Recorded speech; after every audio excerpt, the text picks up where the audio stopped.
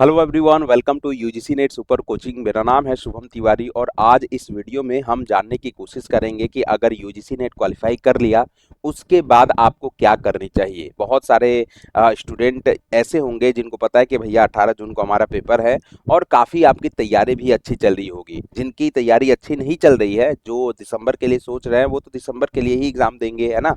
भले ही वो इस पेपर को देखने के लिए दे सकते हैं कि कैसा होता है यूजीसी नेट पेपर, लेकिन अगर जिन बच्चे की तैयारी सही है और वो ये जानना चाहते हैं कि बेसिकली हमने यूजीसी नेट बाद क्या करनी चाहिए, तो देखो इस वीडियो में हम यही डिस्कस करेंगे और थ्रू आउट द वीडियो आप देखिएगा। ठीक है, चलिए स्टार्ट करते हैं।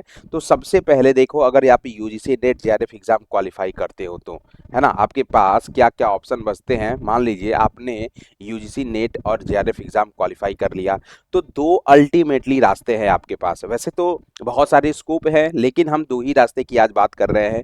एक तो होगा आपका क्या, या तो आप रिसर्च की ओर जाओगे, क्लियर, और या आप टीचिंग पोजीशन के लिए जाओगे। ठीक है, यही दो आपके रास्ते बचते हैं जनरली। वैसे आप कॉरपोरेट में भी जा सकते हो, मैंने वीडियो बनाई थी कि बहुत सारे स्कोप है यूजीसी नेट जेआरएफ के बाद। ठीक है, लेकिन जो मैक्सिमम हमारा इंक्लिनेशन होता है ना, बेसिकली वो दोनों यही होते हैं, दोनों यही एरियाज होते हैं बेसिकली। आपका रिसर्च होता है और टीचिंग पोजीशन होता है।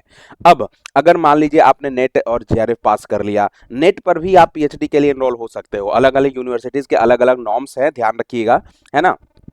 तो मान लीजिए आपने नेट जेआरएफ पास कर लिया, तो अगर आप रिसर्च के लिए जाना चाहते हो तो सिंपली क्या करना है कि आपको कॉलेजेस या यूनिवर्सिटीज सर्च करने हैं जो कि एप्लीकेशन इनवाइट कर रही हो कि भैया रिसर्च करने वाले हो, तो आपके लिए एप्लीकेशन इनवाइट की जा रही है। तो आप बेसिकली वहां अप्लाई करते हो, अपना प्रपोजल को सबमिट करते हो, पैनल के सामने इंटरव्यू देते हो और आपका फाइनल सिलेक्शन हो जाता है। तो मैंने क्या क्या बोला, सबसे पहले क्या करना पड़ेगा आपको कि यहाँ पे अप्लाई करना पड़ेगा। जो भी कॉलेज या यूनिवर्सिटी देखो वहां पे अप्लाई करना पड़ेगा। उसके बाद अपना रिसर्च प्रपोजल सबमिट करना पड़ेगा। ठीक है, उसके बाद आपको पैनल का इंटरव्यू देना पड़ेगा, पैनल के सामने बैठोगे, इंटरव्यू दोगे और इसके बेसिस पे आपका फाइनल सिलेक्शन बन जाएगा। ठीक है, तो ये पूरा, अगर आप रिसर्च की तरफ जाना चाहते हो, रिसर्च में काफ़ी इंटरेस्ट है आपको, तो ये आप प्रोसेस फॉलो करने वाला हो बेसिकली। ठीक है, लेकिन मैक्सिमम लोगों का बता दूं कि ये टीचिंग पोजीशन की ओर ज़्यादा जाते हैं। क्यों ज़्यादा जाते हैं? क्योंकि बहुत सारे फैक्टर होते हैं। एक तो आपको सबसे पहले अपना बैकग्राउंड देख लेना चाहिए कि क्या हम उस स्टेज पे हैं जहां हम अगर 4-5 साल कमा भी नहीं रहे हैं तो मेरा काम चल जाएगा। ठीक है, तो वो जो बच्चे हैं वो बेसिकली रिसर्च के लिए जाएंगे। लेकिन जो टीचिंग पोजीशन वाले हैं, तो आप क्या करोगे टीचिंग पोजीशन के लिए? सबसे पहले मैं बता दूं कि यूजीसी का ये भी गाइडलाइंस आ गया है कि असिस्टेंट प्रोफेसर बनने के लिए कोई भी पीएचडी की जरूरत नहीं है। लेकिन साथ में ही आप ये देखिए कि अगर मान लीजिए कि मैं हूँ, मेरे पास पीएचडी की डिग्री है और साथ में मेरे साथ एक और बंदा है और किसी कॉलेज में एप्लीकेशन आई है टीचिंग पोजीशन के लिए। ठीक है, मैं रिसर्च हूँ, ये क्या है, नेट जेआरएफ जो भी मान लीजिए। ठीक है, तो अगर मैं अप्लाई करूंगा और ये अप्लाई करते हैं तो किसका सिलेक्शन पहले होगा? ऑब्वियस सी बात है कि भैया जो रिसर्च किया है उसकी जो सिलेक्शन है जल्दी होगी। जिन्होंने पीएचडी किया है उनकी सिलेक्शन जल्दी होगी।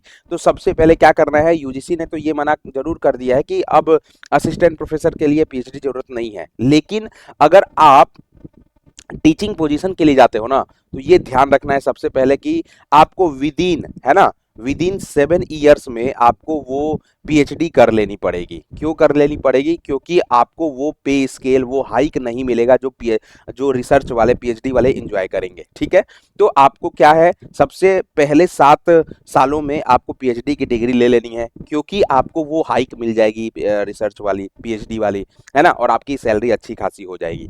अब ध्यान रखिएगा, यहाँ पे दो एस्पेक्ट होते हैं कि आप कहाँ पढ़ाना चाहते हो। ठीक है, यहाँ पे दो एस्पेक्ट होता है।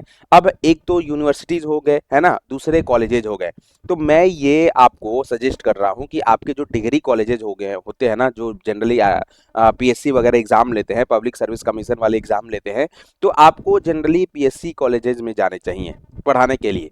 रीजन बिंग कि अगर आप यूनिवर्सिटीज में जाते हो, मान लेते हैं, तो यूनिवर्सिटीज में क्या होता है कि आपको जो पीएचडी की मान्यता है, पीएचडी का वेटेज है, वो ज्यादा मांगा जाता है। 30 से 35 नंबर का वेटेज जो है पीएचडी अकेला ही होल्ड करता है। ठीक है, तो आप तो अभी पीएचडी मान लो हो नहीं, तो आप वैसे ही कहीं ना कहीं छट जाओगे। लेकिन अगर आप डिग्री कॉलेज में जाओगे, जैसे अभी आरपीएससी का एग्जाम हुआ है कुछ दिन पहले, है ना, हरियाणा में जो पीएससी का एग्जाम हुआ है, तो पीएससी का एग्जाम में क्या होता है कि जनरली जो पीएचडी वाले बच्चे को ना कम प्रेफरेंस दी जाती है। मतलब अगर नेट हो आप तो नेट के साथ पीएचडी हो 2 नंबर मिल जाएंगे, जेआरएफ के साथ पीएचडी हो 2 2 नंबर मिल जाएंगे, ठीक है।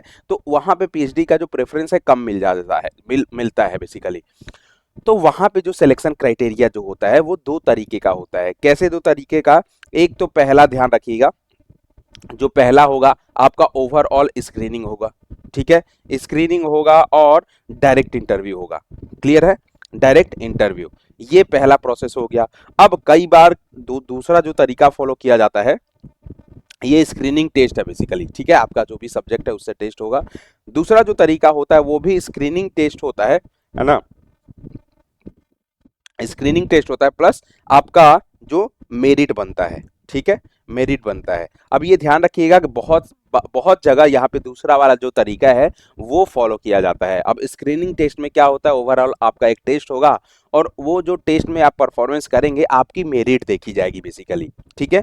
अब मेरिट में आपको आपका पूरा एकेडमिक बैकग्राउंड देखा जाएगा। आप में आपने 10th में आपका मार्क्स क्या था, 12th में क्या था, ग्रेजुएशन में क्या था, पोस्ट ग्रेजुएशन में क्या था। तो बेसिकली यूजीसी ने एक एबव लिमिट सेट किया हुआ है, स्टैंडर्ड लिमिट सेट किया हुआ है कि इतने नंबर आपके कंसर्न उस क्लास में होने ही चाहिए, ठीक है। तो एकेडमिक आपका मार्क्स देखा जाएगा। उसके बाद अगर आपके पास एनएसएस या एनसीसी के सर्टिफिकेट्स हैं उसकी भी मार्क्स कंसीडर की जाएगी।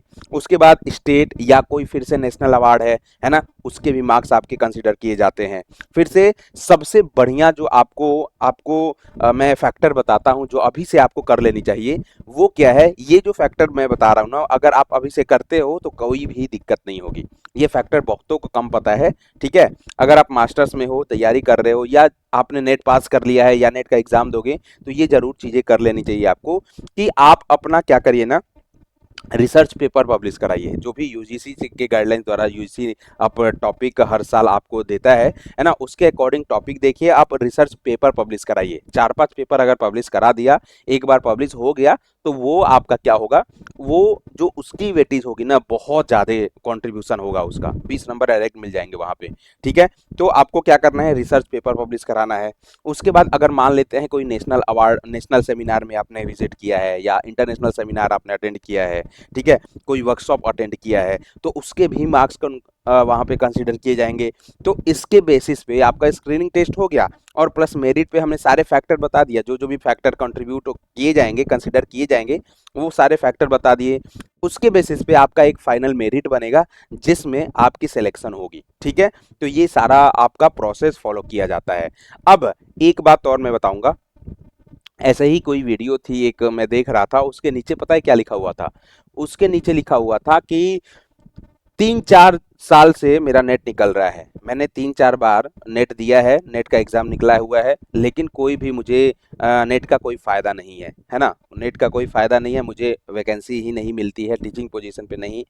इसका मतलब ये है कि पहली बात ये ध्यान रखिएगा कि आपके अंदर पोटेंशियल नहीं है। जो भी बच्चे ऐसे लिख रहे हैं उनके अंदर ये पोटेंशियल नहीं है कि कैसे चीज़ों को हैंडल करना चाहिए, कैसे चीज़ों को सर्च आउट करना चाहिए, कैसे चीज़ों को एक्सप्लोर करनी चाहिए, वो आपके अंदर पोटेंशियल नहीं है, पहली बात, ठीक है। क्योंकि मैंने अच्छों अच्छों को देखा है कि जो भी केवल नेट पास करके उनकी जॉब बहुत अच्छी हो गई है, ठीक है। तो ये ध्यान रखिएगा, ये सारी खाली डिमोटिवेट करने वाली बातें होती हैं। क्योंकि अगर ये नहीं जानते हैं कि आप अगर टीचिंग पोजीशन के लिए जाते हो तो आपको पीएचडी करना पड़ता है, मेरिट में आपके क्या क्या फैक्टर आते हैं जो कंसीडर किए जाते हैं, ये किसी को नहीं पता होता है। बस एक डिमोटिवेशन का लाइन लिख देते हैं वो नीचे की, हमारा 4 बार नेट है, 5 बार नेट है, मुझे कोई वो नहीं है, कोई भी हमारा जॉब नहीं है, ये नहीं है, वो नहीं है, ठीक है। तो इन बातों से बेसिकली अब दूर रहना है ना। आपको पता है कि यूजीसी नेट जो एग्ज़ाम है आपका एक एलिजिबिलिटी एग्ज़ाम है, जो कि ये अलाउ करता है, एलिजिबल बनाता है आपको कि पूरे इंडिया में आप किसी डिग्री कॉलेज में, यूनिवर्सिटी में लेक्चरर, प्रोफेसर बन सकते हो। और ये एक इतना इम्पॉर्टेंट एग्ज़ाम है जो आपके असिस्टेंट प्रोफेसर के लिए, जो कि बेसिकली एक बहुत ही रेप्यूटेड जॉब है, उसकी एलिजिबिलिटी को डिसाइड करता है। तो ये तो सवाल ही खत्म हो जाती है कि 5 बार नेट किया है, 10 बार नेट किया है, मेरी जॉब ही नहीं लगती, है ना। आपके अंदर कैपेबिलिटी नहीं है, तब आप अगर ये देखिएगा, है ना, अगर आप कहीं कमेंट देखिएगा तो इससे सवाल जरूर करिएगा, ठीक है, कि क्या आपके पास ये मेरिट है जो सर ने बताया है, ये सारी मेरिट है, अगर नहीं जॉब लग रही है तब हम हमारे पास आइएगा, ठीक है, तो ये छोटी सी जानकारी आई बिलीव कि आपको अच्छी लगी होगी। इसी तरीके की जानकारी मैं आपको सामने देते रहता हूँ और ध्यान रखिएगा, मैं कॉमर्स एंड मैनेजमेंट में यूजीसी नेट की क्लासेस लेता हूँ। फाउंडेशन कोर्स मेरा स्टार्ट हो चुका है और जिसमें आपको जो नीचे नंबर दिया गया है उस पे आप कॉल करके अपनी इनरोलमेंट करा सकते हो। बहुत बेस से हम पढ़ाने वाले हैं आपको, तो ये बातें ध्यान रखिएगा। बहुत सारे सब्जेक्ट हैं इसके अंदर, है ना? तो अपने आप को जल्दी से जाइए, पेपर 1 के साथ इनरोलमेंट करा लीजिए। पेपर 1 भी है, उसके बाद सब्जेक्ट स्पेसिफिक भी है। जिस सब्जेक्ट से आप हो उसमें जाके इनरोलमेंट करा लीजिए। तो आई बिलीव कि ये छोटी सी जो जानकारी थी वो आपको अच्छी लगी होगी। तो प्लीज़ आप अपने दोस्तों के साथ ये वीडियो शेयर कर सकते हैं, लाइक करिएगा वीडियो को और चैनल पे नए हो तो सब्सक्राइब करिएगा। Thank you.